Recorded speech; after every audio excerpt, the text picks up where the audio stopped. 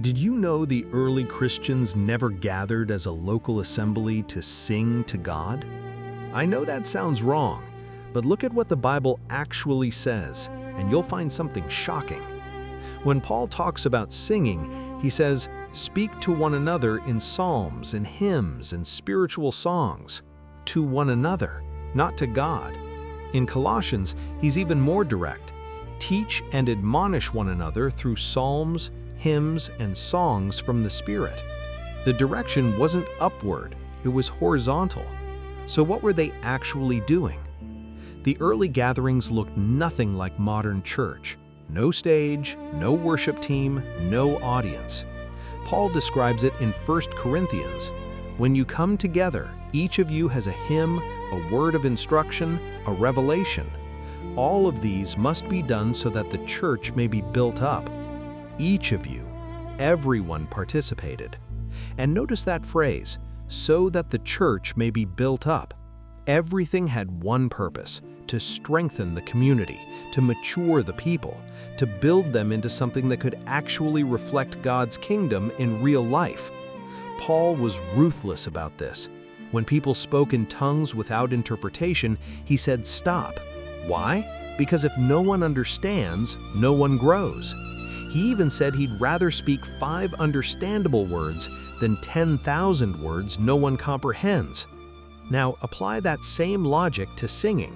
If everything must build people up, if everything must produce maturity, then why would singing be different? It wasn't. The songs carried teaching, they carried correction. They reminded believers how to actually live. When Paul says, teach and admonish one another through songs, those are heavy words. To teach means to instruct.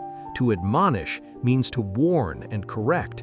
You can't do that with vague, emotional lyrics. You need substance. Imagine songs that reminded you to forgive, songs that taught you how to handle suffering, songs that warned against pride, songs that explained what love actually looks like. That's what they were singing. And here's why this mattered so much. Most early believers couldn't read. They didn't own Bibles. So how did truth spread? Through songs. Melody makes words stick. When believers sang together, they were carving kingdom life into each other's hearts. Songs wasn't about feelings, it was about formation. But modern church has created a massive blind spot. We've turned singing into something we aim at God. We read, making melody in your heart to the Lord, and assume they sang to God. But read the whole sentence. The melody in your heart is internal. The singing, that's to each other. The New Testament never describes people standing in rows, facing forward, singing at God. Not once. What it does describe is a community actively shaping each other with truth wrapped in song. And this fits everything else Paul teaches. Right before he mentions singing in Ephesians, he's talking about how to live, humility, forgiveness, truth. Then he says, speak to one another in songs. The songs serve the formation of kingdom people. Now here's what this means today.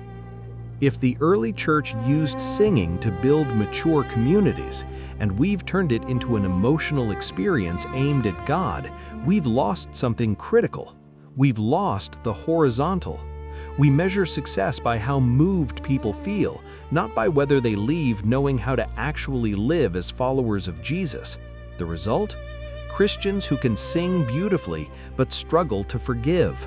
Christians who know all the worship songs but don't know how to love difficult people. And Christians who experience emotional highs on Sunday and live no differently on Monday. Because singing was never meant to just stir emotion, it was meant to form a people who could look like heaven on earth, a people who reflected God's nature in ordinary life. And singing was one of the tools to get there. Imagine what gatherings could look like if we recovered this. Songs that actually say something, songs that teach you how to respond when you're wronged, songs that anchor you in truth. Gatherings where everyone contributes, where you don't just consume, where you leave ready to live differently. That's the Christianity that God wants, not a concert, a family learning to live together under God's rule, using every tool available, including song, to become the kind of people who make God visible. The early Christians didn't sing to God. They sang the kingdom into each other.